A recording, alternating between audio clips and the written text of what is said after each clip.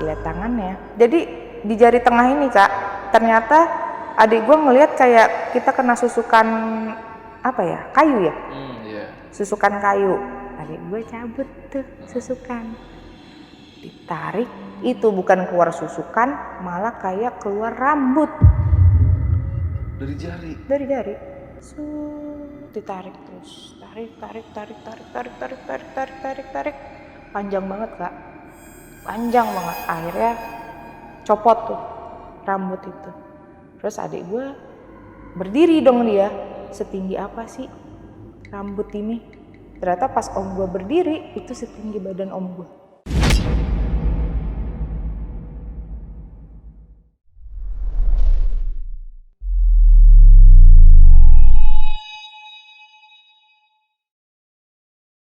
Kembali lagi di Lentera Malam bareng gua Adit. Sebelum kita masuk ke podcast Saksi Misteri, tolong komen dulu di kolom komentar kalian lagi di mana dan kalian itu dari mana aja sih masuk Lentera Malam. Jawa Tengah, Jawa Timur, atau Jakarta? Boleh komen di kolom komentar. Dan langsung aja kita masuk ke podcast Saksi Misteri.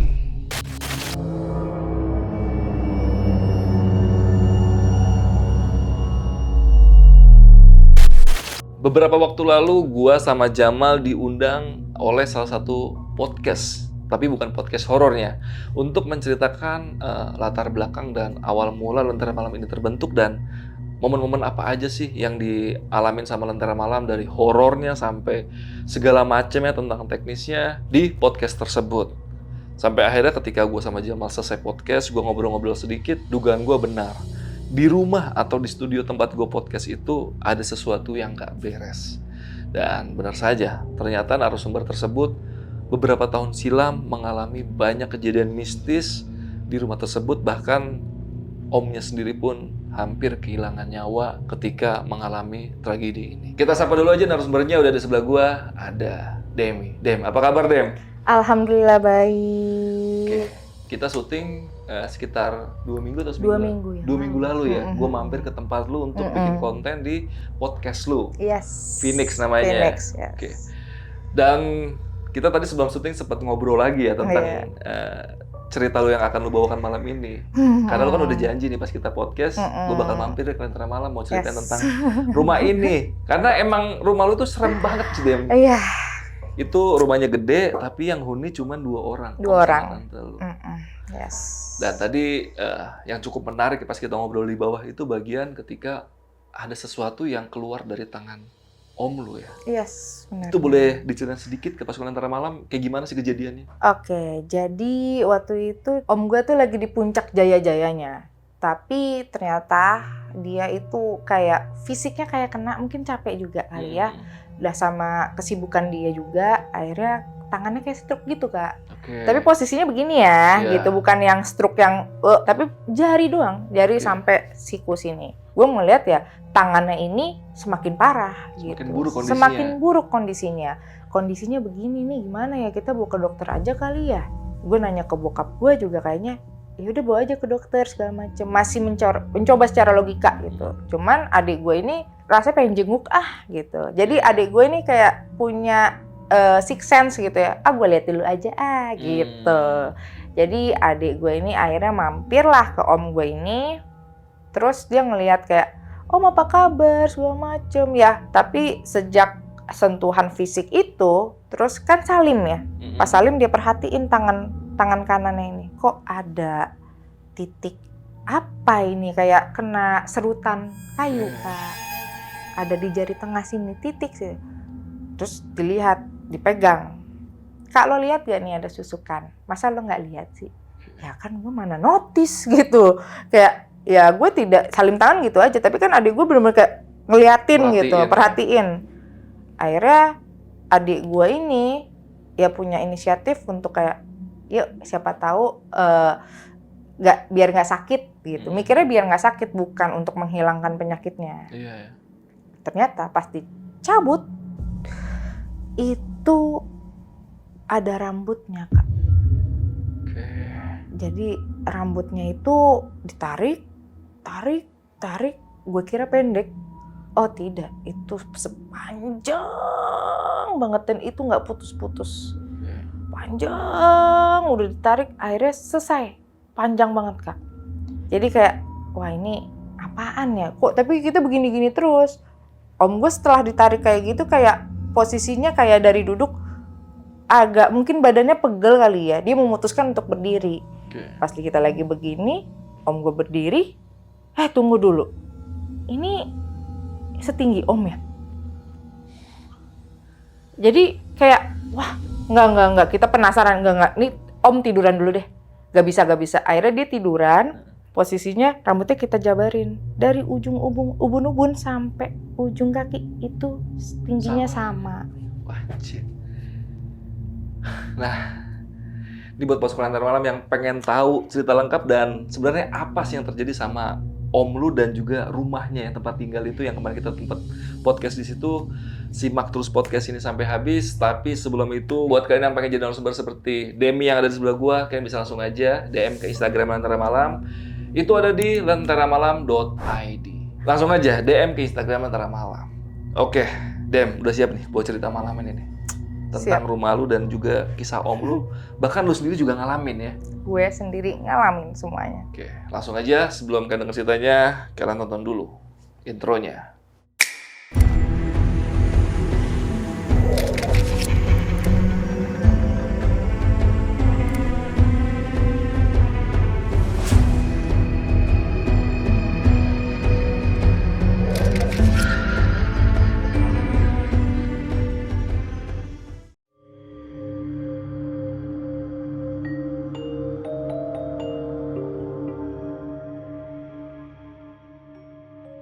Oke, gue sebelum jauh cerita ke sana mungkin gue ceritain dulu background-nya kali ya. Oke. Jadi sebenarnya gue baru pindah ke situ di 2008. 2008 itu jadi ceritanya bokap dan om gue ini posisinya tuh saudara yang sangat dekat gitu ya. Jadi dari kecil sampai besar tuh mereka hobinya sama, terus kayak ngurusin gue juga gitu. Dia adik kakak berarti? Adik kakak. Cuman karena umurnya juga lumayan jauh, jadi dia tuh kayak nganggep gue mungkin anaknya juga kali ya gitu. Jadi pas dia menikah, di pernikahan dia yang kelima dia juga belum punya anak. Kelima?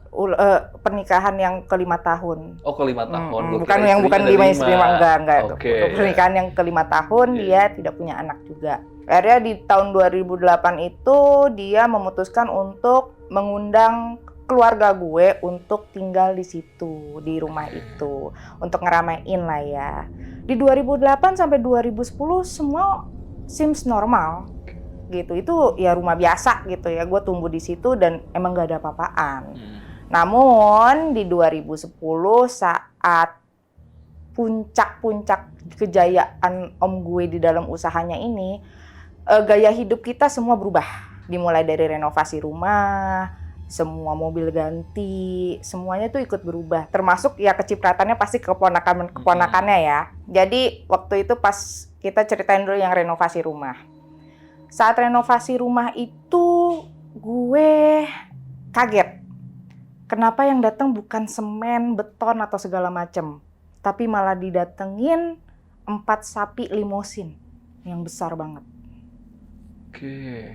Nah, gue bingung kan di situ. Sebagai anak kecil ya, itu 2010 gue SMA lah ya, gue bisa bertanya gitu, Om, kok mau renovasi rumah ada 4 sapi limosin sih, buat apa gitu kan? Emang ini mau jadi peternakan gitu? Udah, ini pokoknya buat kita berbagi. Oke, sampai di situ aja. Setelah sapi itu dipotong 4-empatnya, ternyata kepalanya ditanemin di titik-titik pojok rumah yang akan direnovasi. Gitu. Setelah gue tidak bertanya dong, maksudnya ya kepala sapi kita mau konsumsi sekepala sapi sebegitu besar gitu ya, gue ya bingung juga gitu. Ya udah gue tidak banyak tanya ya. Setelah kepala sapi itu dikuburkan, barulah kita di situ renovasi rumah. Nah, perjalanan 2010 itu renovasi rumah memakan waktu setahun. Sampai yang sebesar itu baru setengahnya, belum renovasi semuanya. Karena banyak kejadian-kejadian yang goib itu terjadi. Entah kulitnya tiba-tiba jatuh, ada yang jatuh kepalanya duluan sampai masuk ICU. Tapi setiap yang kerja situ pasti ganti-ganti terus orangnya. Dan ada aja yang celaka. Dan selalu ada yang celaka. Untungnya tidak ke keluarga. Cuman kita masih positive thinking karena ya memang bangun rumah, memang ada aja kejadian yang tidak aman gitu kan. Iya. Alhamdulillah di 2011 rumah yang baru jadi setengah itu jadi gitu kan. Bisa kita tinggalin. Di situ mulai horornya. Oke. Pertama gue tinggal di situ, memang om gue ini ngayomin kayak anak sendiri gitu, karena Gak punya anak dia. nggak punya belum anak, lah ya. gitu. Dan istrinya tuh bener-bener nganggap gue kayak emang anak sendiri gitu. Jadi gue dikasih kamar, dikasih fasilitas, dan anehnya gue selalu ditaruh di lantai pertama, tidak pernah di lantai kedua. Ya gue nggak pernah nanya dong karena gue dikasih. Nah, selama 2011 ke 2012, selama setahun, gue selalu mendengar suara gamelan itu di malam Selasa dan malam Jumat. Arahnya dari luar. Positive thinkingnya gue karena keturunan Jawa mungkin lagi nonton wayang. Cuman suara ini lama-lama makin annoying. Annoyingnya karena posisinya selalu di jam 1.20. Suara gamelan itu selalu ada. 1.20? 1.20. Cukup tepat ya? Cukup tepat. Penasaran dong kita, kenapa di jam ini terus gitu. Dan itu selalu bikin yang kebangun. Tanya lah gue sama om gue di situ. Om nonton wayang ya? Kenapa sih jam segini gitu? Kan besok kan mau sekolah. Jadi kayak pusing, nggak bisa tidur nyenyak gitu. Enggak pernah nyetel wayang atau apapun. Kamu cek aja CCTV gitu. Ya sudah gitu kan, kayak akhirnya gue ngadu ke bokap gue. Papa dengar gak sih suara gamelan? Bilang, enggak pernah dengar. Tapi bokap gue mukanya selalu datar. Tidak mau yang kayak, wah nggak denger kok, kamu denger di mana? Enggak sekepo itu, kayak nggak denger. Kamu kayak doang ada sesuatu kali. yang disembunyikan Kayak sesuatu ada yang disembunyikan. Tapi gue ya sudahlah ya gitu, nggak mau panjang lebar gitu. Tapi itu terjadi selama setahun, dan gongnya itu di bulan September di 2011. Itu udah mau akhir tahun ya. Gongnya itu tiba-tiba, itu malam Jumat. Gamelan itu nggak cuman gamelan doang. Itu sama suara banyak orang. Suara orang yang huru-hara, yang suara delman, kecik kayak gitu. Semakin rame gitu kan. Dalam hati kita, ini udah nggak masuk akal. Ini suaranya tuh nggak di luar, tapi di dalam. Ya kali delman masuk rumah gitu kan. Ternyata di malam itu gue memutuskan untuk keluar dari kamar. Dan ternyata pas gue buka kamar, itu ada adik gue di situ. Adik gue kaget liat gue. Dia nanya, "Kak, lu denger gak?"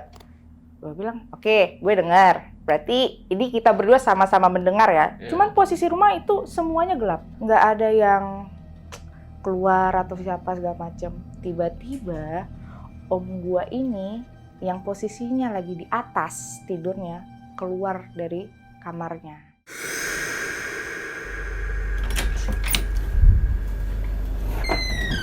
Kayak posisi kayak rungsing, nggak tahu kenapa, kayak pegang-pegang kepala, kayak kegatelan, kayak pokoknya heboh lah dia di situ.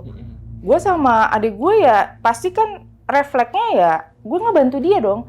Om kenapa kok garuk-garuk kayak gini? Terus istrinya yang udah panik ya, wah ke rumah sakit segala macam gitu kan. Enggak, ini harus mandi. Pas lagi ke kamar mandi, anehnya kaca kamar mandi itu langsung pecah.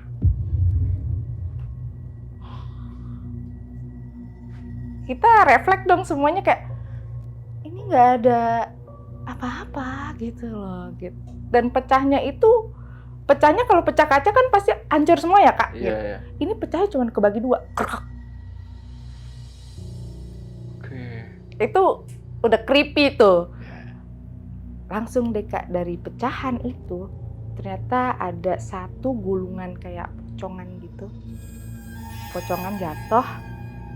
Ya kita semuanya melihat itu ya jatuh begitu aja gitu. Itu ya bukan halusinasi gue atau gimana gitu kan, cuman kayak wah ini apa nih gitu. Pocongnya itu dari pecahan kaca Pecahan itu? kaca. Karena saking penasarannya, gue nggak berani dong ya mau buka-buka itu gitu loh. Akhirnya gue memutuskan untuk kayak memanggil bokap gue yang posisinya ya dia lumayan jauh kamarnya. Bokap gue bangun, terus kayak dia emang tipikal bokap gue tuh datar orangnya. Pas ya udah diambil pocongannya, mencoba untuk mencerna secara logis dulu ya gitu. Ini dari mana? Kamu mainin ini gak? Main ini kamu mungkin lagi main atau apa? Enggak lah, kita juga gue sama adik gue ya gak se-creepy itu main pocong-pocongan gitu kan. Ya udah akhirnya pas dibuka ternyata itu adalah Arab gundul, Kak. Oke, tulisan-tulisan Arab yang Arab. tanpa tanda-tanda gitu ya? Yes, Gundul. Arab Oke. gundul. Tapi itu tulisan nama om gue. Begitu. Jadi Oke. ya kita sudah langsung di situ pikirannya wah ini mungkin ilmu santet gitu. Ya. Karena posisinya om gue ini lagi bener-bener di puncak karirnya tuh emang lagi usahanya lagi top banget lah bos. Wow, top banget gitu. Ya sudah gitu kan. Akhirnya kita mau ngapain nih setelah kejadian ini? Kita mutusin untuk memanggil ustadz. Ya ustadz itu ngebantu kita banget sih. Karena posisinya menenangkan ya kita harus kembali kepada Allah. Kita nggak boleh terlalu percaya sama hal seperti itu. Kita dihilangkan lah pikiran-pikiran negatif. Setelah kita dibantu itu, bantunya gini Kak, itu mungkin capek kali ya ustadznya ya. Setiap seminggu sekali gue sekeluarga diruqyah. Seminggu sekali diruqyah? Iya. Jadi kayak ya capek aja sih gitu. Jatuhnya karena gue masih kuliah waktu itu ya. Gue ngerasanya kayak ini udah capek banget gitu. Udah gak logis segala macem. Akhirnya itu berlangsung terus gamelan tersebut. Kalau misalkan kita lupa ruqyah nih. Gue males ruqyah nih. Gue didatengin lagi sama suara gamelan itu. Bahkan itu lebih kenceng. Tapi jadi ketergantungan sama ruqyah. Ya, ketergantungan sama ruqyah. Akhirnya karena ya udahlah, gue mau nggak mau, posisinya gue juga tinggal di situ. Ya gue ikutin aja aturannya.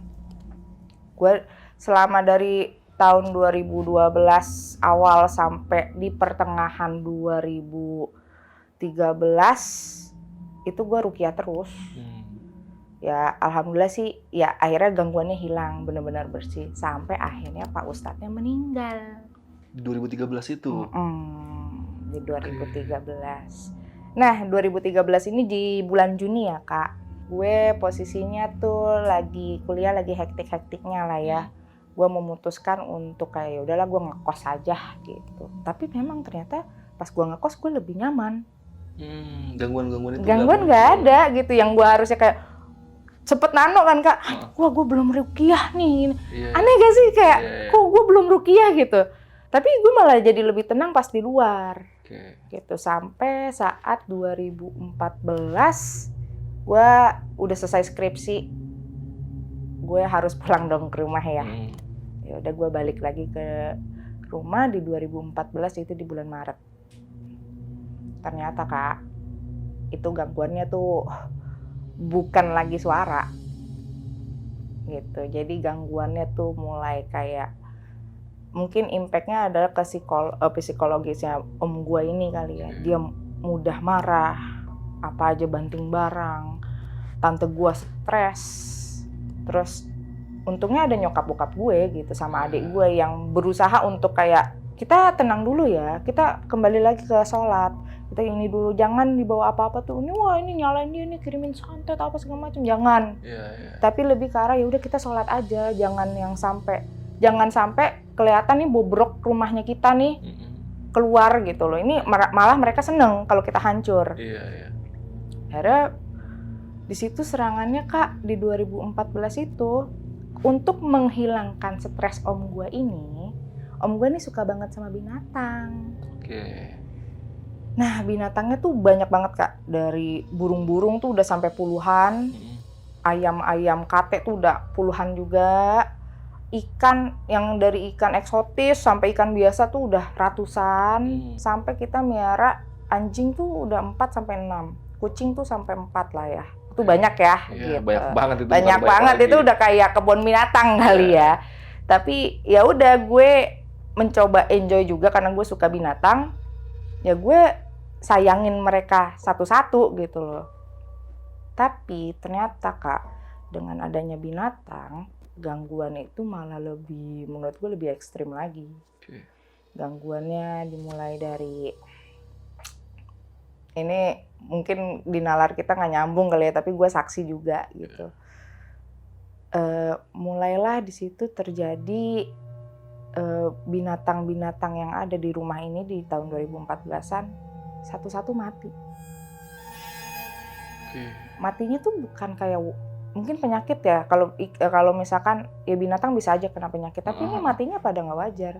Kalau ikan matinya tuh bisa sampai 20. Oke. Tapi Kak, matinya itu perutnya selalu kosong, organnya kosong, organ perutnya. Maksudnya dibelek atau gimana? Jadi kalau kita pegang ikan mati, kan kita berasa ya itu ikan masih ada isinya. Iya. Ini kempos, gitu. Jadi pas kita mungutin ikan itu kita kan megang, itu kayak set, ini kok kayak kulit doang. Padahal matinya baru Kak, dalam semalam masa ada yang nyedotin organ tuh kayak, iya. aduh amazed banget gitu. Iya, Ini kok, ini hama apa gitu loh. Maksudnya kita masih mikir hama kali ya, dia mungkin makan apa kita salah kasih makan. Tapi kita tanya ke dokter hewan, emang ada ya yang kayak gini penyakitnya? Ya kalau sampai organnya semua hilang mah nggak ada ya. Iya. Paling ya ikan sakitnya di kulit, Iya, gitu. betul. Kalaupun sakit perut ya matinya, tapi ya organnya masih ada. Tetap normal gitu. lah, Normal gitu. lah. Walaupun gitu. agak kaku dikit mungkin lah ya. Nah ini ya sudahlah, kita nggak dapat solusi apa-apaan. Dan awalnya ikan tuh matinya selalu kayak gitu Kak. Yang dihabisin ikan duluan. Ikan. 20, 50, kita refill lagi. Koi kan yang nggak murah ya Kak ya. Iya. Koi segala macem. Mati terus. Akhirnya matinya dengan hal yang sama. Oke. Ya kita capek. Ikan pun habis. Dengan kondisi ya meninggalnya semuanya sama. Semua organ di dalam perutnya itu sudah tidak ada. Ya sudahlah, kita gak biara ikan lagi lah gitu. Yang Stopnya ada aja ikan. stop ikan ya. Masih ada burung, masih ada Ayam. masih ada. Wah banyak. Ya nggak disangka-sangka juga kan. Kena aja ayam. Posisinya kalau ayam bukan kempot kayak gitu, enggak. Perutnya meledak tapi tidak mengeluarkan darah. Hah? Kalau kita temuin nih ya, kayak ayam tuh kayak udah keblek gitu loh Kak. Tapi bayangin kalau kita motong ayam aja, kita tuh masih ada kelihatan darah. Iya, betul. Ini darah kering, tapi organnya nggak ada. Organ perutnya yang sisain cuman jantung. Jeroannya nggak ada. Nggak ada. Itu di dalam kandang yang sama semuanya kayak gitu matinya. Wah ini sekeluarga stres dong ya Kak. Maksudnya itu kayak gimana ya kita mau ngomongnya, ini kok matinya gini. Mau disalahin apa, musang Kak? Kan nggak mungkin ya. Musang gitu. juga pasti banyak darahnya juga segala Ya, macam. Benar. Ya udah gue masih berusaha untuk tetap waras lah ya. Ya udahlah, mungkin emang penyakit lagi ada flu burung atau apa yang begini gitu. Walaupun nggak masuk akal. Walaupun nggak masuk akal gitu. Iya. Coba menenangkan diri gitu kan. Ya sudah, tapi itu berkali-kali dari ayam itu pindahlah, kan ayam habis ya. Sampai habis juga. Sampai ya? habis Kak. Itu ada sekitar 35 ayam. Ayam kate, ayam jago, Iya. ayam yang kalkun kan besar ya Kak ya. Iya. Kita coba itu juga, ayam kalkun masa matinya juga sama gitu. Itu kalkun loh, kalkun yang memotong aja effort gitu. Iya. Terus matinya cuman kayak dia tiduran yang kebelah, tapi tidak ada organnya, tinggal disisain jantung. Itu aneh banget. Oke. Udahlah, kita udah selesai di ayam, udahlah yang ada aja. Kejadian juga di burung. Abis sama. Dah, kita masih udah mulai goyang nih ya. Iya. Duh, karena gue saking sayangnya sama peliharaannya, kan ada tinggal Anjing sama kucing. Iya. Itu kan gue rawat banget ya Kak, sampai masuk kamar segala macem. Ini yang paling aneh.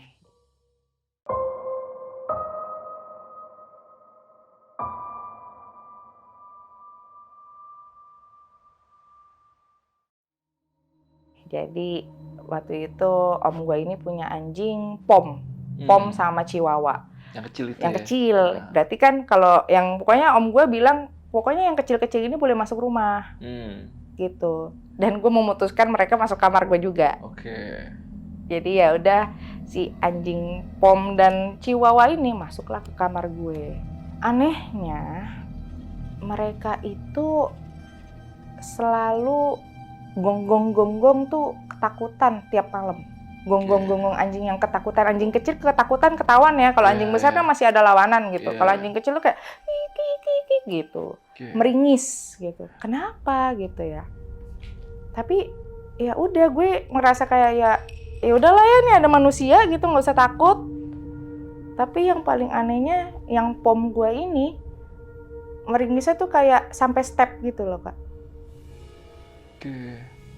Ya gue bilang wah ini maksudnya gue cocokologi gitu kan, ini ikan mati perutnya kena, ayam mati burungnya kena perutnya, burung juga kayak gitu sampai ke si anjing juga. Gue mikirnya gue nggak mau nih anjing gue kenapa-napa. Jangan sampai seperti itu. Jangan sampai seperti itu. Akhirnya gue pelukin anjing gue yang kecil karena gue ngerasa kayak ya dong gue biar ngerasain perutnya gitu, jangan sampai. Ya udah gue pelukin anjing gue tidur. Pas tidur itulah yang menurut gue momen tersakit gue kali ya. Gue bangun, anjing gue udah tak bernyawa. Mati dua-duanya? Mati dua-duanya. Di kamar gue. Iya, di dalam kamar. Di dalam kamar. Kan yang gue pelukin cuman pom tuh. Chihuahuanya juga tiduran aja di bawah. Posisi tiduran normal. Tapi kok tumben sih pagi-pagi tuh nggak ngegonggong minta keluar. Biasa kan kalau anjingnya minta keluar untuk dia buang kotoran, pipis gitu lah ya. Kok enggak gitu. Ya akhirnya kan gue coba bangunin dong.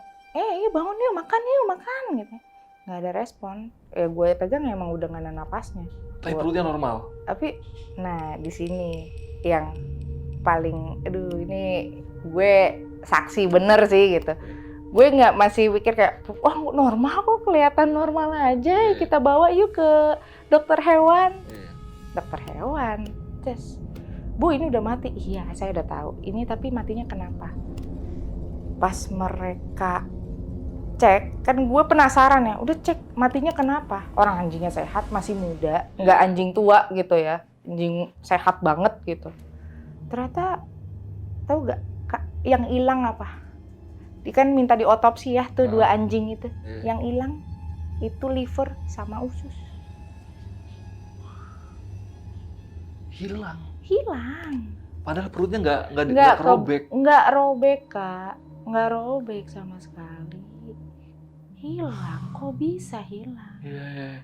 Sampai dokter hewan itu bener-bener nanya ke gue kayak dikasih makan apa? Ya normal loh gitu, nggak, ya shock lah, keadaannya shock banget karena posisinya itu nggak masuk di nalar gitu loh.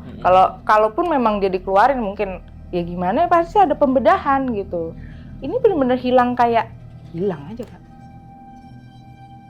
Ya sudah, akhirnya ya dalam keadaan shock banget nih gue memutuskan untuk tidak tidur sendirian. Esok harinya capek lah ya, mental tuh diganggu sama hal-hal yang kayak gitu terus gitu. Sampai ini tinggal sisa 2 anjing lagi kan yang besar nih, Golden Retriever sama Herder. Seperti biasa, gue lagi tidur sama bokap gue, anjing yang besar ini gonggongnya tuh kayak serigala Kak. Ya maksudnya itu anjing golden coy gitu, nggak mungkin kan au itu kayak gitu, aungan gitu kan. Golden kan anjing yang cukup kalem lah ya. Kalem, itu kok kayak gitu. Tapi kita, ya karena gue lagi numpang tidur sama nyokap bokap gue, ya gue takutannya cuma meluk mereka aja. Karena gue mikir kayak gue kasih tahu om gue juga nggak bakal dapet solusinya kan. posisinya malam itu gue cuma ngomong sama bokap gue kayak lebih baik kita pindah aja yuk, gak kuat begini banget gitu, gak sehat buat mental kita gitu. Ya udah bokap gue cuma bilang sabar, kita masih punya Allah, kita nggak boleh takut kayak gini-ginian. Ngomong panjang kali lebar kali tinggi itu sama bokap gue, maksudnya tuh buat menghilangkan kekhawatiran gue. Ya, jadi gue nggak mau tahu tuh anjing gonggong-gonggong di luar tuh, gue nggak mau tahu. Pokoknya gue mau keluar gimana sekeluarga gue biar tetap aman. Karena mikirnya adalah ini hewan bisa merembet ke manusia gak sih gitu, logikanya aja. Ini kok semuanya kenanya kayak gini. Akhirnya keesokan harinya Kak, sama tuh anjing dua-duanya mati juga. Jaraknya sama yang 2 anjing kecil tadi berapa Cuman lama? sehari Kak. Selisih sehari doang? Sehari. Itu ya maksudnya dihajar itu bener-bener bertubi-tubi terus. Iya, nggak ada jeda.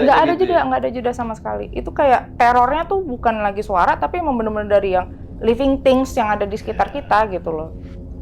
Ya udah gue udah tebak-tebakan aja, cocokologi. Coba dibawa ke dokter hewan. Apa nih yang hilang? Kan gue bilangnya hilang ya. Kali ini yang hilang jantung Kak, sisanya organnya ada. Jantungnya nggak ada? Jantungnya yang nggak ada. Aneh kan? Maksudnya jantung loh. Kalau penyakit pun gue sampai sekarang kayak mungkin gue juga belum tahu, belum pernah dengar gitu. Maksudnya penyakit hewan yang sampai organ dalamnya tuh hilang secara mendadak gitu. Nah, kan kalau paling nggak virus yang menggerogoti memang pasti ada, tapi ini hilang Kak. Hilang kan? Hilang. Jadi kalau kan dicek ya sama dokter hewannya, ini kan pasti ada potongan. Ini bukan potongan Kak, kayak cabikan. Cabikan kan berarti kan dari luar juga kena ya, tapi ini cabik dari dalam, itu gimana logikanya? Jadi kayak wah, itu nih sampai inget-ingetnya tuh kayak gue masih kebayang-bayang pas otopsinya tuh, itu bener-bener kayak ya cabikan lah Kak gitu. Cabik yang jantung digituin gitu. Dan itu gue ngerasa terlalu overwhelming, jadi gue ngambek-ngambek ke bokap nyokap gue untuk udahlah kita pindah aja gitu. Akhirnya gue pindah dari rumah itu. Ya selama pindah ya gue tidak merasakan teror itu. Udah jelas berarti terornya ada di rumah gue gitu kan, rumahnya yang lagi ada di hewan-hewan itu. Ya udah tapi gue penasaran sama om gue. Gitu. Om gue tuh mentalnya gimana ya gitu. Dia ngadepin ini. Ya gue ngerasa kasihan lah, posisinya dia di rumah itu bener-bener berdua doang sama bininya. Ya pokoknya keep in touch ya, cuman kayak ke situ cuman bertamu aja udah gitu. Sampai ya om gue ini kondisinya udah drop banget secara mental ya Kak. Jadi udah diajak ngomong tuh udah kayak pelangap-pelongok gitu. Itu umur berapa padahal? Umurnya 43. Wah, masih muda. Masih muda. Muda, bugar, ya dibilang good looking banget gitu. Tapi kalau diajak ngobrol kayak gini Kak, sering gak nyambung. Akhirnya gue ngerasa kasihan gitu kan. Akhirnya kita memutuskan untuk kayak kembali lagi yuk kita cari ustadz kali ya yang bisa membimbing kita gitu loh, biar kita tuh semakin dekat sama agama. Ya udah akhirnya kita nyari ustadz. Ustadz itu menyarankan hal yang sama lagi. Seperti yang almarhum sebelumnya. Yuk kita ruqyah lagi. Ini ibaratnya kita dosisnya dinaikin lagi Kak. Yang seminggu sekali ruqyah di seminggu 2 kali, Selasa dan Kamis. Tapi karena gue tidak ada di rumah itu, gue hanya memantau om gue aja sama tante gue ini. Gitu. Mereka yang diruqyah. Mereka yang diruqyah gitu. Berarti rumah segede itu cuma 2 orang? Yes. Tapi ada ART? ART mana ada yang betah Kak? Dengan kondisi seperti itu. Ya jadi cuman ART pulang pergi aja gitu. Cuma 2 orang ya rumah selebar itu ya? Selebar itu, bayangin mau ambil minum aja ke belakang tuh kayak Kita sepeda bisa kayaknya. Iya, kayaknya naik otopet juga kita bisa gitu. Oke, lanjut lagi. Pokoknya kayak ya udahlah, gue memantau om dan tante gue ini setiap Selasa dan Kamis itu ruqyah gitu selama ya 4 tahunan lah ya. Sampai 4 tahunan? 4 tahunan. Oke.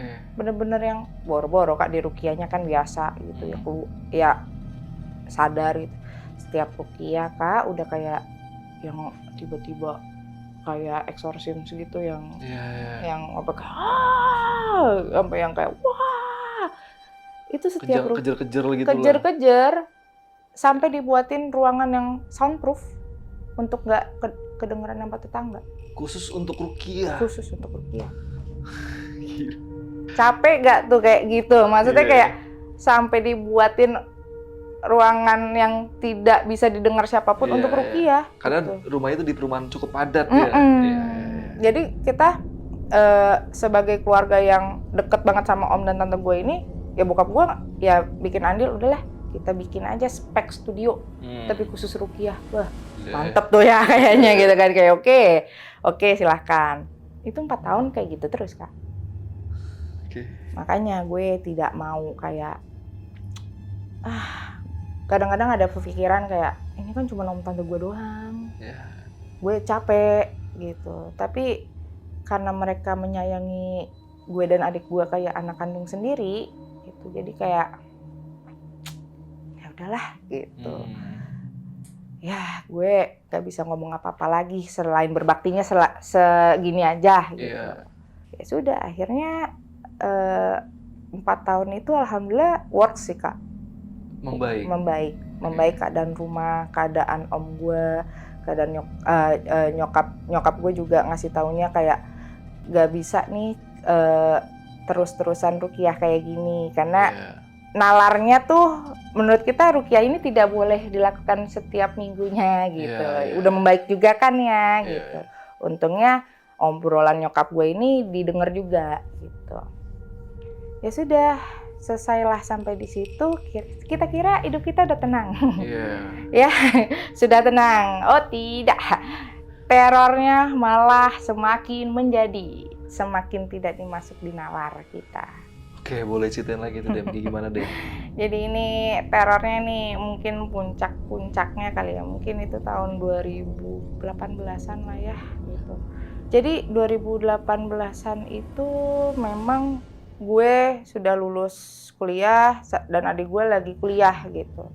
Jadi karena kita di bidang yang sama, om gue ini sama gue ini bidangnya sama. Jadi gue ada andil lah buat ngebantuin om gue. Karena beliau tidak punya anak, semakin tua juga kan ya. Mungkin karena persaingan bisnis juga kali. Jadi kayak bukannya orang yang ngirim itu semakin jatuh, tapi kayak om gue ini kok malah kuat aja gitu, malah makin maju. Usahanya makin maju. Yang paling aneh ini inget banget tanggal waktunya, gue inget banget. 2018 Juni 1834. Nih gue sampai inget. Itu abis ba'da maghrib. Ya gue emang agak selon ngelakuin. Sholatnya kan agak-agak gimana gitu ya. Ya gue ngerokok di taman.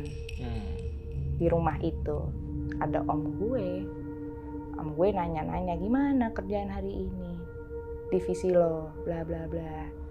Ya santai, alhamdulillah lancar lah. Udah sholat belum gitu kan. Jawabnya oke.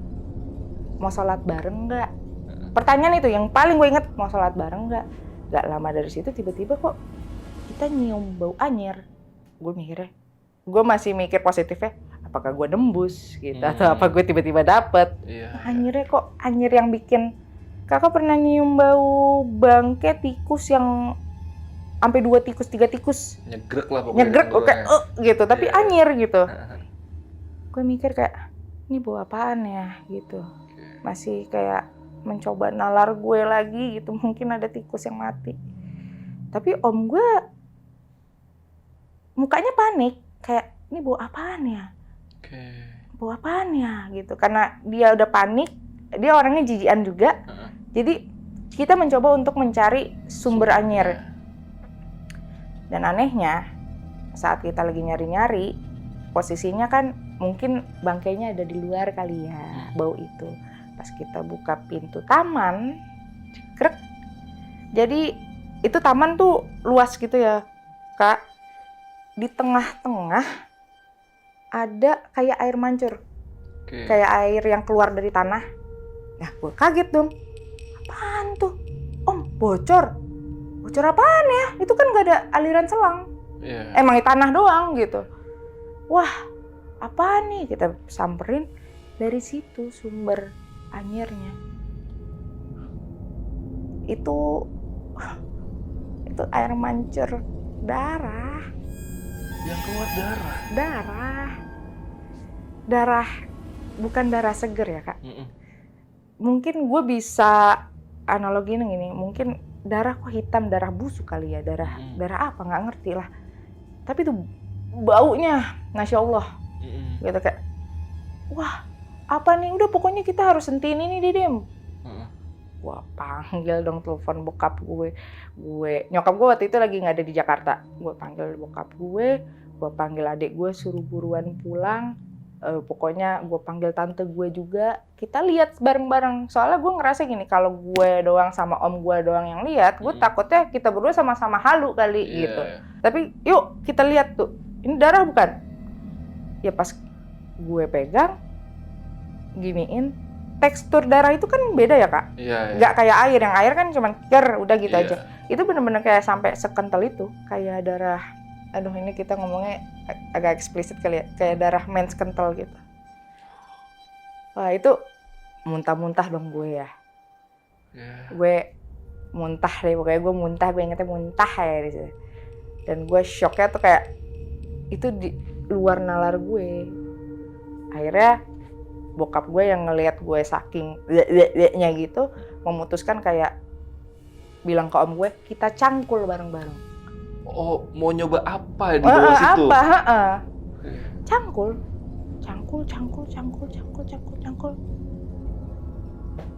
Kita menemukan satu yang aneh. Ini aneh, nggak tahu ya.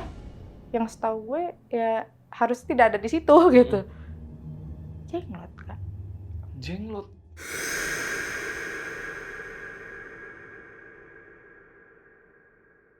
Kan harusnya jenglot itu katanya ya, mitosnya kan itu minum darah ya. Itu malah ngucurin darah. Yang kayak air yang boro-boro merembes, Kak. Enggak. Syur. Gini nih. Kayak air bocor gimana sih? Kayak gitu. Dan jenglot biasanya pun pakai tempat di kotak yang bagus. Enggak, di situ udah kayak tiduran aja. Wah, itu udah. Itu yang bikin yang nalar gue tuh kayak, sudahlah, tidak berjalan lagi logika saya. Gue percaya hal ini beneran. Dah, karena ini nggak masuk akal. Yang lewat situ juga, ya kalau tukang taman, Kak, iseng banget gak sih sampai kayak harus nanam. Ya mending lo nanam pohon daripada nanam jenglot kan gitu. Kayak, aduh, udah nggak masuk di nalar gue gitu. Ya udah, akhirnya kita memutuskan untuk jenglot itu sebelum kita buang, kita konsultasikan ke ustadz yang biasa ruqyah.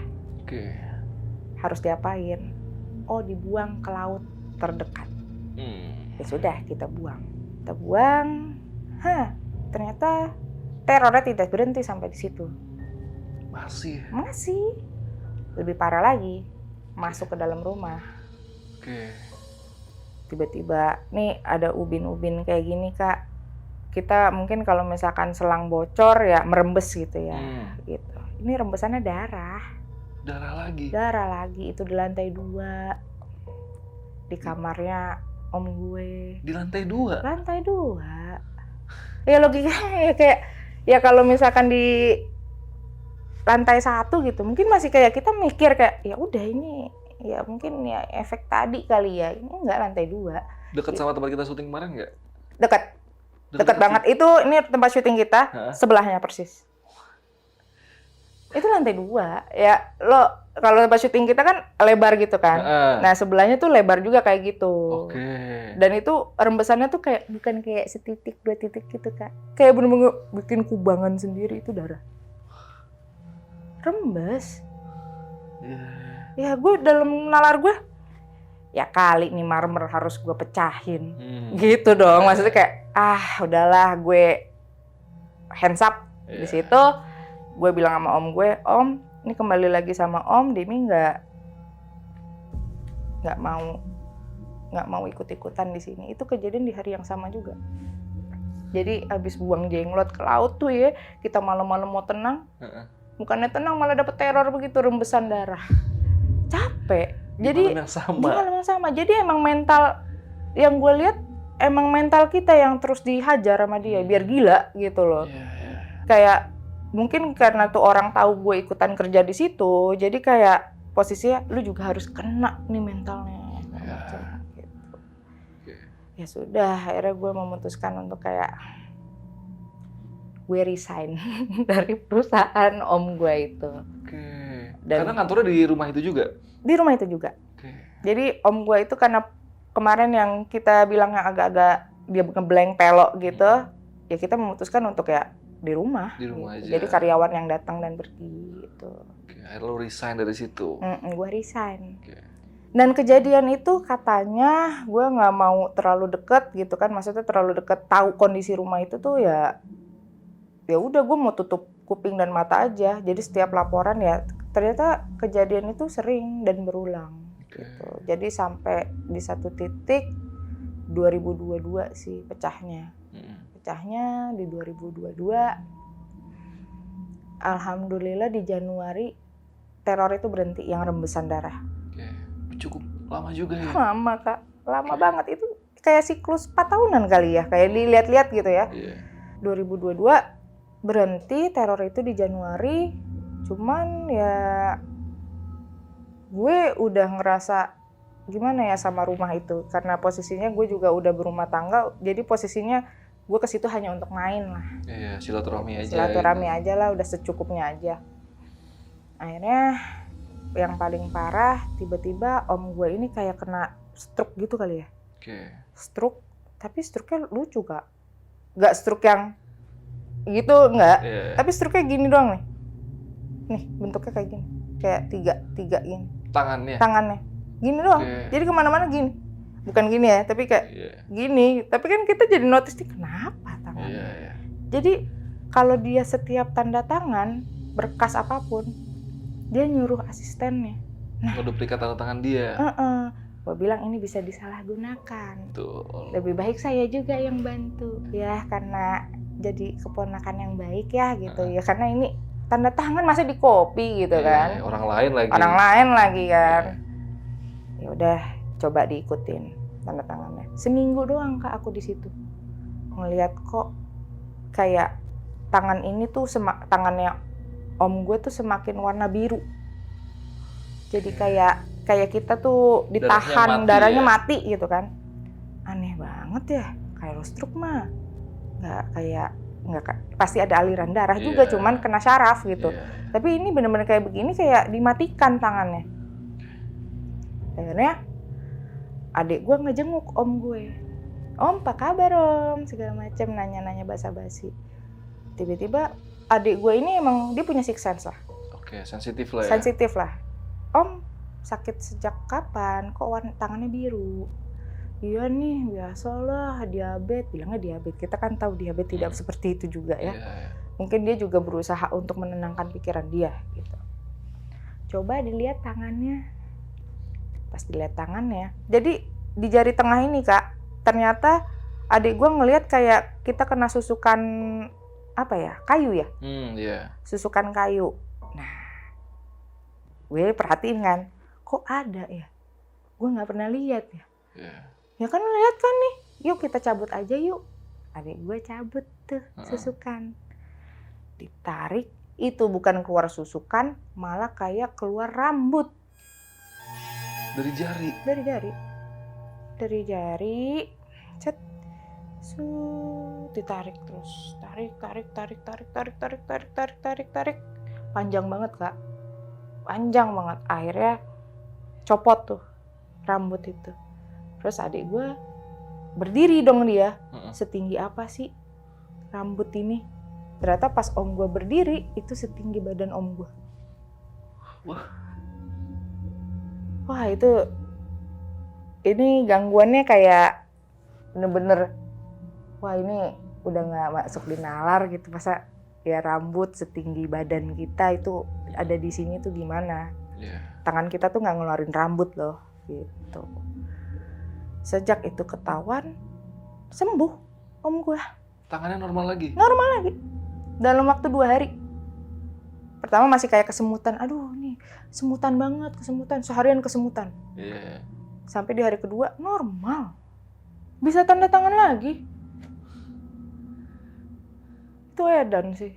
Pas kemarin-kemarin lu bener-bener nggak ada sesuatu di Enggak tangannya? sih, karena kan gue nggak, ya gue sama om gue kan ya nggak enak ya megang Iya. tangan gitu. Kan ada gap lah gitu. Iya. Kalau adik gue kan laki-laki ya kayak om, wah gitu. Lebih kayak bener-bener ke bapak gitu kan. Iya. Pasti lihat ya, wah itu sesuatu yang menurut gue akhirnya gue percaya ilmu santet, kita bisa bilang santet ya. Iya. Ilmu santet tuh ada ya gara-gara itu gitu. Itu rambutnya satu helai apa beberapa helai gitu? Satu Kak, Satu helai? satu dan tidak putus-putus. Kalau rambut kan gini bisa Gampang patah, putus gitu putus ya? dan patah gitu kan. Iya. Ini enggak, panjang. Kayak mungkin rambut gunti kali ya, I don't know. Itu panjang banget Kak. Setinggi om lu? Setinggi Om lu om. 170 ada? 180? 170. 170-an ya? Panjang banget. Nah, iya rambut 170 ya, gue aja 10. Ini patah-patah, ini yang rambut sepanjang itu nggak patah-patah dan tidak putus tuh aneh. Iya. Ya sudah, sejak kejadian teror tersebut, ya kita memutuskan untuk yang mungkin om gue udah kayak, sudahlah gue selesain aja bisnis yang ini. Oke. Di 2022 ya bisnis itu dijual akhirnya. Boleh tahu sih, Dem? Bisnis apa, bidang apa gitu lah minimal? Konstruksi. Oke. Jadi ya ternyata tuh emang om gue ini dia tuh lumayan kuat lah ya agamanya gitu. Jadi posisinya ya nggak tahu juga gitu, jadi kena kayak gitu-gituan gitu. Jadi apapun tidak dibalas gitu kan. Ada ya pergi yang lagi kena santet pergi ke dukun juga gitu. Tapi ini nggak, perginya ke ustadz gitu. Jadi karena lu pengobatan dari tadi ustadz terus ya? Ustadz terus gitu. Tidak mau yang kayak wah ke dukun juga nih bales kan. Bisa ya, katanya bisa ya gitu, kirim-kiriman gitu. Cuman om gue ini kayak tipikal kayak ya gue percaya sama Allah kok, semua makhluk Allah gitu. Jadi ya kita lawannya ya pakai agama aja gitu. Akhirnya setelah itu dijual perusahaannya, hidup om gue sama tante gue senyaman itu. Dia udah tinggal menikmati aja tuh. Wow. Hilang semua? Hilang Kak, bener-bener hilang. Rumah adem, enak. Sampai gue dijadiin kantor kan lo. Iya. Kemarin kita podcast kan di rumah lu kan. Itu gue sampai nyewa, udah nggak apa-apa sepeda itu. Namun ini yang lucu Kak, mungkin namanya suatu tempat pasti kan ada yang nempatin ya gitu. Mungkin mereka ada gara-gara kejadian kiriman-kiriman itu, yang penunggunya tuh juga punya daya untuk defensif gitu, perlawanan. Jadi anehnya dari 2022 sampai sekarang, sejak itu gone, rumah yang kita kemarin jadiin podcast itu kayak punya aura sendiri. Jadi auranya tuh kayak shield lah ya, kayak jadi kayak gitu. Melindungi gitu. Jadi gue udah berapa gonta-ganti mbak yang jagain rumah. Pokoknya kalau udah niat buruk Kak, kalau nggak ditampakin, dikerjain. Dan nggak ada yang betah. Pasti ada yang sampai sakit masuk rumah. Ada yang sampai pingsan. Ada. Maling Kak, maling. Ini kocak banget nih maling. Masuk nih ya ke rumah itu 2021. Ya kita kan taunya tuh maling ya pasti bawa senjata lah ya atau segala macem. Kita lihat dari CCTV itu sekitar jam 3-an kita semua udah pada tidur. Maling ini bawa parang memang. Tapi anehnya dia baru masuk ke rumah itu balik lagi Kak keluar. Terus masuk lagi ke dalam. Keluar lagi, keluar masuk sampai akhirnya azan subuh. Jadi kayak diputer-puter, dia kelilingin taman aja tuh. Kayak orang bingung Kayak orang jadinya. bingung, dibikin keder, sama Iya, setan iya. keder mungkin. Iya. Wah, itu sampai kayak kita ya manggil polisi ya, kita ngeliat dia lagi lucunya ya. Ini orang ngapain subuh-subuh nih? Bolak-balik. Lah kok bawa parang tapi. Iya. Ya, kita tuh telepon polisi lah. Mohon maaf ini ada orang mencurigakan. Pas polisi datang baru dia bilang, saya nggak bisa keluar dari sini. Dia bilang, wah. Padahal kita yang ngeliat normal nih dari atas balkon gitu. Ini orang ngapain ya? Kiri, kanan, kiri, muter. Ini orang ngapain bawa parang sendirian? Aneh gitu. Ditanya sama polisi, kamu maling ya ini. Saya nggak jadi maling, saya nggak bisa keluar dari sini. Saya kayak ketemu sama jadi raksasa gede. Dia ketakutan lari-lari gitu. Ya emang di CCTV kelihatan banget dia lari-lari pontang-panting. Tapi larinya di situ juga, Kak. Aneh deh, itu padahal tuh ada pagar tinggal lihat. Dia nggak mencoba untuk keluar juga kayaknya. Tidak bisa. Ya, orang bingung aja pokoknya. Anjir. Wah, itu dari situlah gue langsung mikir kayak, berarti kalau ada orang yang nggak bener, orang yang niatnya buruk, orang yang mungkin bawaannya nggak bener, itu pasti apa-apain di rumah itu.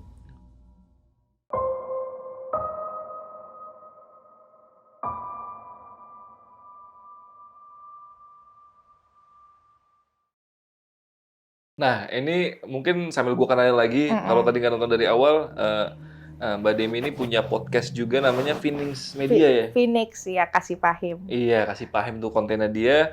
Kemarin gue sama Jamal sempet diundang mampir ke podcastnya, makanya kita sempat ngobrol-ngobrol tuh banyak juga yang serem-serem di tempatnya si Demi ini. Padahal kontennya itu bukan podcast horor ya. Bukan. Dan ada satu nih yang sempat lu ceritain waktu kita lagi ngobrol-ngobrol after shoot nih. Tentang waktu itu lu ngundang salah satu paranormal atau kita samarkan namanya aja lah, takutnya beliau nggak berkenan ya. Itu boleh diceritain nih, cerita yang cukup menarik yang di-share sama dia ketika dia mampir ke rumah lu deh. Nah, jadi gini, setiap narasumber itu kan ya pasti kita confirm dulu rumah kita di sini gitu. Kita bakal podcast di sini segala macam. Nah, karena ini paranormal, beliau ternyata minta divideoin rumahnya. Oke. Kondisi sebelum datang itu H-7 hari, Kak. Oke. Jadi minta di videoin dulu di mana gue podcast, letaknya segala macem. Dia katanya mau nerawang. Oke. Terawang lah tuh kan. Hah? Dia ternyata nggak bisa nerawang rumah itu. Katanya kayak ada pelindungnya. Namun anehnya, tiba-tiba gue inget banget itu hari Jumat jam 4 sore. Gue dapat confirm dari Bu Ade, Dem, narsum ada yang mau ngomong, boleh gak sama lo nih? Ya boleh, ngobrol aja, ngobrol by phone. Sorry, ini di rumah ini ada apa sih? Hah? Ada apaan? Nggak ada apaan ya gitu kan? Nggak ada apa-apaan kok. Iya, tadi pas lagi di masjid sholat Jumat, saya disamperin sama sosok raksasa. Pas dia datang, posisinya kayak badan dia dibuat kayak struk. Nah, gue kan kaget, shock lah. Maksudnya kayak, kok sosok itu lagi? Iya, sama kayak si itu ya, si maling. Si maling itu. Ya. Kok sosok itu gitu? Oh iya, oke. Kalau gitu Om, bisa diceritain nggak apa yang dialamin? Maksudnya badannya ngerasa gimana? Iya kayak struk sebadan. Habis sholat Jumat, itu posisi di masjid loh. Energinya besar banget tuh, bisa tuh makhluk masuk masjid. Iya. Gitu, jadi kayak, wah, gue mikirnya kayak ada niat apa ya, gitu. Jadi refleksnya langsung kayak gitu. Cuman pas lagi, ya udah, saya komunikasiin sama makhluk yang ada di rumah ya. Ternyata makhluk itu kaget aja ternyata, kayak ngapain nerawang sini, ada apa, mau ada maksud apa nerawang? Gitu. Ya sudah, akhirnya si Om ini yang narasumber gue minta izin untuk gue cuman mau podcast doang di situ, nggak ngusir setan. Ya udah, akhirnya narasumber gue ini memutuskan untuk tetap lanjut jadi narasumber gue. Lucunya Kak, di hari H pas dia mau datang ke lokasi podcast, itu kayak dibikin keder, Keder. nggak bisa masuk rumah, salah gang segala macam, sampai kayak memakan waktu kita cukup lama nungguin dia datang. Padahal posisinya pasti kita lihat locationnya deket banget, ini Iya. muter lagi, ada kali 45 menit, Oke. muter-muter. Padahal gampang, rumah lu tinggal masuk dalam dikit, udah sampai Udah sebelah sampai, kiri. enggak, itu diputer langsung. Gue nggak nemuin nih rumah yang ini mana sih? Iya. Kayak dibikin keder aja gitu. Akhirnya ya udah, karena gue saking penasarannya, ya udah kita samperin aja, kita tungguin depan pagar. Oke. Baru nemu. Wah ampun, ini rumahnya nggak kelihatan loh. Lah, gue bilang, ini rumah nggak mungkin tiba-tiba hilang gitu kan ya. Iya. Gitu, jadi kayak ya kak udah kesana lah ya. Jadi kayak rumah pagarnya kan gede ya kak, Kelihatan pasti lah. kelihatan gitu loh. Iya. Jadi kayak ya itu cerita-cerita ajaib trio podcast Phoenix. Jadi apalagi ya alhamdulillahnya ya walaupun ada sedikit gangguan saat kita kerja gitu. Ya entah tiba-tiba pintu kebuka sendiri, pintu studio kita kebuka sendiri. Ada tuh konten kreator gue yang tiba-tiba rep-repan. Oke. Atau ngeliat sosok nenek-nenek lah atau apalah, itu ya gue dah kayak udah makanan hari-hari kali ya jadinya ya gitu. Jadi ya seru aja gitu kalau misalkan dibilang mau ada penelusuran ya waduh kayaknya ini waduh gitu loh. Iya, tapi beliau ini si Supernatural ini alhamdulillah aman sampai selesai. Aman sampai selesai. Dan videonya naik di tempat lo? Yes, naik. Silakan masuk ke Lentera Malam, cari-cari sendiri mana orangnya itu dari mana, tinggal mampir ke podcastnya si Demi ini. Nanti linknya gue taruh di kolom deskripsi. Dem, balik lagi ke cerita yang lu tadi ceritain bagian awal nih, masalah tentang kepala sapi. Yes. Gue mau konfirmasi lagi aja nih, berarti sampai detik ini kepala sapi itu masih ada di bawah tanah rumah lo itu? Masih. Jadi ya karena emang gue lihat sendiri ya itu kepala, ya kita tahu itu lah sapi limusin palanya mungkin segede gini gitu. Gue inget banget itu posisinya lagi di mana, kedalamannya itu berapa gue tahu. Jadi spot-spot itu yang tidak akan, misalkan gue mau ada renovasi itu tidak akan gue gali, ada, gue inget.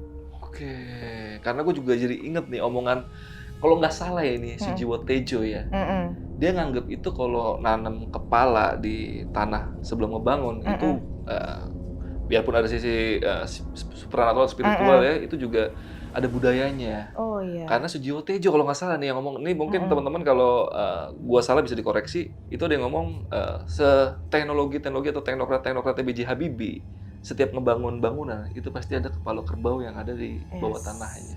Dan bahkan lu pernah denger nggak katanya nih ya, Menara Saidah nih yang cukup terkenal, itu katanya sampai miring ataupun akhirnya nggak tempatin ya, itu karena yang pas ngebangun bangunan itu nggak nanam kepala kerbau atau sapi. Ini gue nggak tahu benar apa enggak ya. Mungkin kalau kalian punya informasi yang lebih valid boleh komen di kolom komentar. Ini cuman sesuai apa yang gue denger aja. Lu pernah denger nggak itu kayak gitu? Gue pernah denger sih. Terus denger kabar yang kayak wah ini sih lupa kali dia nanam kepala sapi. Inilah makanya jadi nggak hoki. Ya kalau sisi gue bisa percaya itu gitu. Karena maksudnya ya gue udah ngeliat sendiri orang yang nanam kepala sapi di rumah gitu kan, itu emang shieldnya jadi lumayan lah ya kalau menurut pendapat gue gitu. Tapi ya walaupun ada gangguannya, gue juga jadi gak kebayang kalau misalkan kepala sapi itu nggak ditanam, mungkin gangguannya kayak apa ya? Lebih parah lagi ya. Mungkin. Walaupun tadi yang bagian ada rambut di tubuh Om lu itu kan udah salah satu serangan yang cukup itu sih fatal ya. Karena kan yang sebelumnya kayak jenglot atau yang darah itu kan nggak nyerang secara fisik, mungkin mental ya. Mental aja yang. Kalau yang rambut itu bisa sampai masuk dalam badan. Wah itu padahal kalau logikanya udah dipasangin shield nih, tapi masuk juga badan. Nah itu sampai ya kita juga nggak tahu lah. Tapi kalau diinget-inget lagi gue kayak wah. Itu ngeri banget sih. Itu rambut ditarik dari atas kepala sampai kaki. Panjangnya bisa mirip sama tinggi Om lu. Persis, bukan mirip, persis dari ujung sini, ujung ubun-ubun sampai kita coba tidurin dia sampai ujung jempol. Persis. Berarti bisa dibilang kalau misalnya sampai ade lu tuh nggak ngeliat ada rambut itu di tangan, itu mungkin bisa seluruh tubuh bisa kaku semua ya? Bisa, mungkin. Karena kan lu lihat makin hari makin parah kan ibaratnya kondisinya. Makin kayak ibaratnya tangan kita tuh makin kayak sorry tuh saya nih kayak kita diikat something sampai darah kita nggak ngalir mungkin ke tangan. Itu karena beda ya Kak, kalau misalkan kita begini nih, begini aja darah yang kesendat tuh warnanya aja udah beda, itu udah warnanya udah tinggal biru-biru gitu Kak. Coba kalau misalkan ya ini pertolongan Allah juga lah ya, jadi lewat adek gue dia notice hal itu gitu, jadi ya alhamdulillah ya dia sehat sampai sekarang. Oke, berarti kan intinya sekarang om lu dan tante lu udah hidup dengan normal lah. Dan normal, sehat. Alhamdulillah sehat, lagi nikmatin masa tua juga, lagi kemana-mana. Ya udahlah. Jadi rumah yang kemarin kita jadiin studio podcast, jadi gue nggak tinggal di situ lagi, gue udah sama suami gue kan. Karena udah berumah tangga lah ya. Jadi gue di situ ya sudah di tempat yang tetap bisa gue karyain gitu. Iya, karena lu bisa bilang nyewa juga sama om lu ya di situ. Iya, gue nyewa juga gitu. Jadi ya karena om gue nih lumayan gaul kali ya gitu. Jadi notabene ya biar anak-anak muda pada main lah. Biar hawanya nggak kosong lah. Biar ramai juga ya. Karena cuma berdua ya. Berdua gitu. Kasihan juga gitu kan. Ngapain berdua rumah yang ya kakak tahu sendiri lah ya kayak gue aja bengong gitu. Waduh. Nah mungkin ini satu lagi nih pertanyaan dari gue sih Diam. Ini kan lu walaupun lu beberapa kali berobatnya si om lu sama tante lu ini kan ke ustadz-ustadz ya. Sempet gak sih lu kayak dapet terawangan-terawangan dari mungkin teman lu yang indigo atau orang lain lagi gitu yang lu kenal itu tentang ini pelakunya sebenarnya si ini nih? Banyak Kak. Banyak. Itu ngarah ke satu orang atau enggak? Atau itu, banyak yang ngirim ternyata? Ngirimnya itu satu orang terus Kak. Satu orang? Satu orang. Dan gue nanya, misalkan, sorry ya yang ngasih terawangan nih A, B, C, D. Mereka tidak saling kenal Kak. Iya. Tapi mereka menyebutkan inisial. Oke. Sama semua. Dan gue kenal. Lu tahu orangnya? Gue tahu orangnya. Jadi gue langsung kayak dalam hati gue nih, wah kalau gue ada bukti nih gitu. Wah ada rasa amarah lah karena posisinya mental gue juga cuy gitu loh. Tapi kan kita ya itu goib gitu, kita nggak bisa bukti. Ya pokoknya kalau iri dengki ya gitu. Jadi jangan apapun yang kita lakukan pasti akan berbalik sama diri kita sendiri. Semoga aja kita nggak dendam, tapi lebih ke arah semoga Allah kasih hidayah aja biar jadi jalannya lebih baik. Toh kenapa kita dikasih cobaan kayak gini, karena Allah percaya kita mampu, udah gitu aja deh. Oke. Karena lu pun bisa berasumsi, karena lu bisa punya kesimpulan ya, kemungkinan ini karena usaha om lu itu juga tuh mungkin karena lu tahu orangnya nih emang dia berkecimpung mungkin di dunia yang sama apa enggak? Sama ya? Sama. Itu dan orangnya itu dan orangnya itu bener-bener yang kita tuh unexpected itu dia. Jadi kayak bener-bener kayak ngebantuin keluarga, care banget. Jadi semakin dekat dia, semakin dalam juga dia menikamnya. Berarti sempet ikut ngebantu om lu? Bantu! Tahu, ngebantu, sok kaget, wah banyak. Mantep pokoknya ini orang, kalau ada piala Oscar nih Kak, buat dia aja deh. Mantep. Jadi inget pokoknya. Ice Cold kemarin gua tuh, Mirna kemarin ya. Kacau dah. Gitu ya. Tapi beliau masih hidup sekarang? Masih ada orangnya? Masih lagi sakit. Oke, ya semoga sakit ini bisa jadi hidayah lah ya buat beliau supaya bisa jadi orang lebih baik ke depan. Iya, amin. Dan mungkin untuk penutup, lu ada yang mau sampaikan gak nih ke Pasukan Antara Malam? Mungkin mau perkenalkan tentang Phoenix atau mungkin ada pesan-pesan yang lu sampaikan ke penonton? Pesan-pesannya mungkin nyambung sama cerita tadi aja ya Kak. Gitu, pokoknya dunia sihir itu gue percaya itu ada. Tinggal balik lagi ke diri kita sendiri. Kita mau nanggepinnya seperti apa. Cuman kembali aja ke Allah dan benar-benar kalau kita punya rasa dendam itu harus hilang banget karena itu semua akan kembali kepadanya lah. Udah gitu aja. Oke, dan jangan lupa juga nonton konten gua sama Jamal di YouTube channelnya si Demi di Phoenix. Phoenix dikasih sih bacanya sih. Phoenix itu burung mitik gitu loh. Tulisannya F-I-N-I-G-S. Phoenix. Kalau gitu susah ya? carinya kasih pahim aja. Kasih pahim lah ya. Kasih pahim lah ya. Gua sama Jamal nyebutnya Phoenix soalnya. Phoenix, iya banyak banget yang ngomong kayak gitu, Phoenix. Ternyata Phoenix ya. Phoenix. Oke, yaudah. Paling podcast malam ini cukup sampai sini aja. Thank you banget buat pasukan Lentera Malam yang udah nonton sampai detik ini. Jangan lupa komen kalau kalian udah nonton sampai detik terakhir. Bang, gua udah nonton sampai detik terakhir nih. Gua ngucapin terima kasih banget buat kalian. Oke, paling podcast malam ini cukup segini aja. Gua Adit dari Lentera Malam dan Demi dari Phoenix. Kasih pahim. Makasih pahim ya Kasih kontennya pahim. ya. Bye.